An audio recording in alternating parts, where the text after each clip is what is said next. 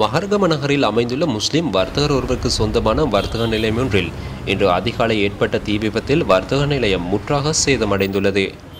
அக்குரணை பிரதேசத்தைச் சேர்ந்த வர்த்தகர் ஒருவருக்கு சொந்தமான காப்பட் மற்றும் லெதர் விற்பனை நிலையம் ஒன்றே இவ்வாறு தீக்கிரையாகியுள்ளது.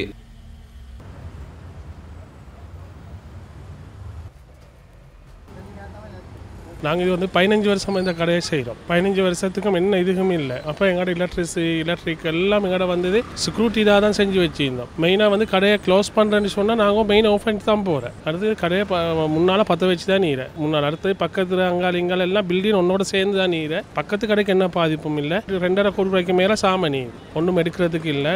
இன்சூரன்ஸ் பண்ணியிருந்தேன். இது ஒரு திட்டமிட்ட செயல் என சம்பவம் தொடர்பில் கருத்து தெரிவித்த வர்த்தக நிலைய உரிமையாளர் குறிப்பிட்டார். இது திட்டவட்டமாக இது ஒரு பிளேன் செஞ்சிட வேலை தான் இது. சந்தேகம் சொன்னால் இப்போ நாட்டில் நடக்கிற சிச்சுவேஷனுக்கு இப்போ முஸ்லீம்களோட கடை நியாயமாக வச்சு அதே மாதிரி தான் நான் சந்தேகப்பட இந்த கடையும் திட்டவட்டமாக இதை பற்ற வச்சுக்கிறே தான். எக்காரணத்தை கொண்டும் இது எலக்ட்ரிக் சோட்டோ அந்த சோட்டோ இந்த சோட்டோ யார் காரணம் சொன்னாலும் எனக்கு அது ஒத்துக்கொள்ள இயலாத நிலைமையே இது. அப்போ இதுக்கு அரசாங்கம் வகையமாக செல்லணும். இதுக்கு என்னத்தை நடப்பு என்ன செய்கிறேன்னு சொல்லிட்டு இப்போ நேற்று எல்பிடியில் கடையை பார்த்து வச்சிங்கன்னா அப்போ இதுக்கு ஒரு முடிவு ஒன்று கட்டாயம் அரசாங்கம் எடுக்கணும். பொய் தான் சும்மா ட்ராமாவாக காட்டுறாங்க. அப்படி செய்கிறோம் இப்படி செய்கிறோம் போலீஸாக அனுப்பினோம் அங்கே அனுப்பினோம்.